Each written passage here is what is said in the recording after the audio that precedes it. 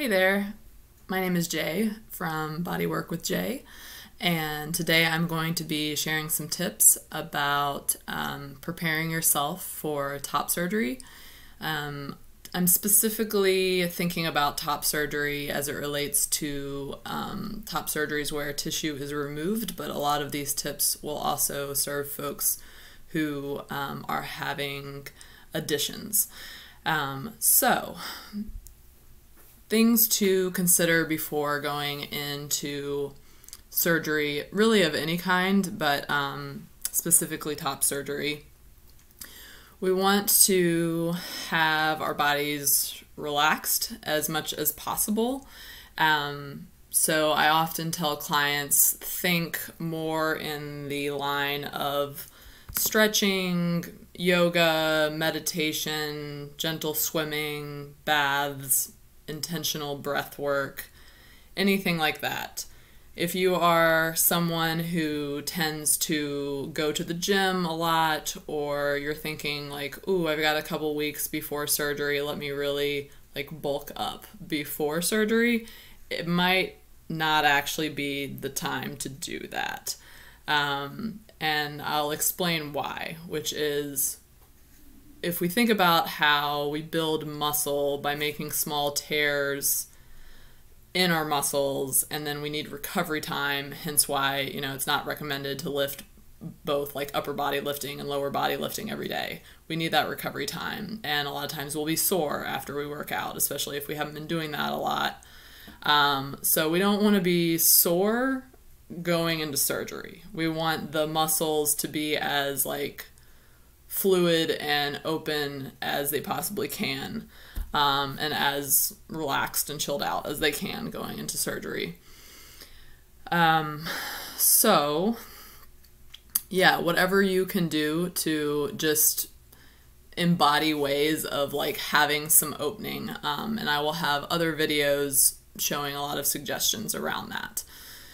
Another few things to think about ahead of time. Consider how after surgery you are going to have a lot of recovery time. So not raising your arms, you're going to be sitting a lot, laying down a lot. Whatever you can do now that you won't be able to do afterward, like go ahead and do that if you feel up for it. Think about creating, more room, spaciousness, ease in your body. Don't forget your low body, your low back, your hips. They will thank you after the fact if you give them some love and some self-care now, to just be in a more easeful state going into surgery. And another thing to think about is that the posture that you exist in now is learned. It's reinforced by fascia. I like to think about fascia as like the wrapper around the muscle, and fascia also exists in muscles. So the posture that we exist in is reinforced by this web of fascia in our bodies. And while emotionally and mentally, maybe like post-op surgery, it will feel better and safer to open up chest and shoulders then. We can also consider before surgery that physically our body will still be holding the same patterns that we had before surgery. So whatever we can do to work together around those physical patterns before surgery and after surgery is great. By that I mean, especially if you're someone who's been binding, effects from binding, 5 years, 10 years, whatever, even 6 months, those effects are still going to be lingering in your body after surgery. Like surgery just doesn't like cancel that out, right? So the good news though is that we can retrain the body and lessen those patterns and create new ones to support you. And if you are a person who likes to and can visualize like what is happening in the body, to have an image of like what we're going to be disrupting together, I often encourage folks to think about like a second binder of fascia that exists underneath your actual like material binder. So like if you take your binder off, like imagine that there is still like a binder pattern of fascia that we can start to loosen up. All right, so another thing to think about pre-surgery is preparing yourself mentally, physically, emotionally for needing to lay on your back. Figure out your pillow system, if you need new pillows, get them ahead of time. You're gonna want you know, some support behind your upper back as well as your lower back. A lot of folks I know have gotten the pillow that has the arms. I, in recent years, have learned that some folks call that a husband pillow. Interesting name. But maybe if you search the internet, husband pillow, that you might have some luck finding that pillow. But yeah, that can be like a good, like, thick thing to help hold you up. Also have your supplies ready, like compression shirts, steri strips, any products you need, you know, have all that ready before, so you're not having to worry about that after the fact. When folks come to see me for scar tissue work after top surgery, I use jojoba oil. That's Jojoba. For scar work, because it's similar to the oil that our skin produces. I generally use coconut oil for massage anyway. Sometimes I can, you know, either use the jojoba oil or the coconut oil.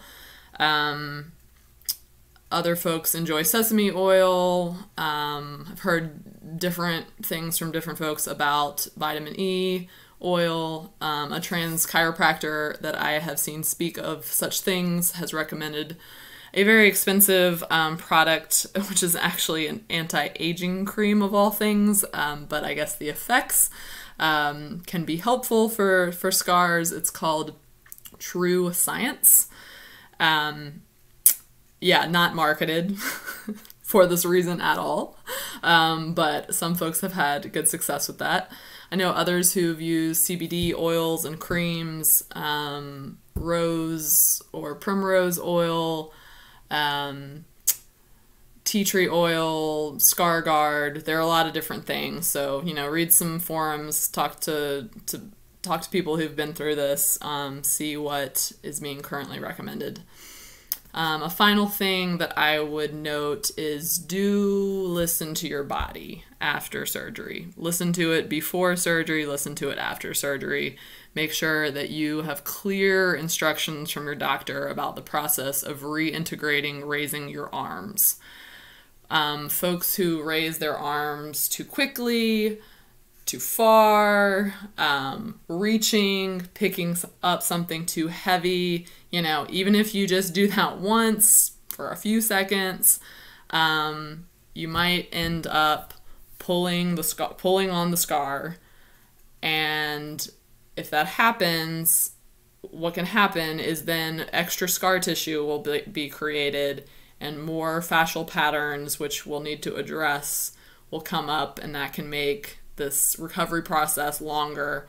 You know, in the long run, there might be more things to address. So just, you know, be careful, be cognizant, listen to your body. If you're starting to feel like, oh, okay, that's okay there, but that's too much, listen to that. Stay here for however long you need. You know, I often tell folks, as you start to lift your arm and like over the process of weeks, like just check in, how much pull are you feeling on your side body? Like really listen to that. If it's so numb that you can't feel anything, like when you're like raising your arm, like listen to that. Like if you can't feel it, it might not be time to raise at all. So yeah, listen to your body, and then I will follow up with additional videos about ways that we can get everything loosened up ahead of time. All right, thanks so much for watching.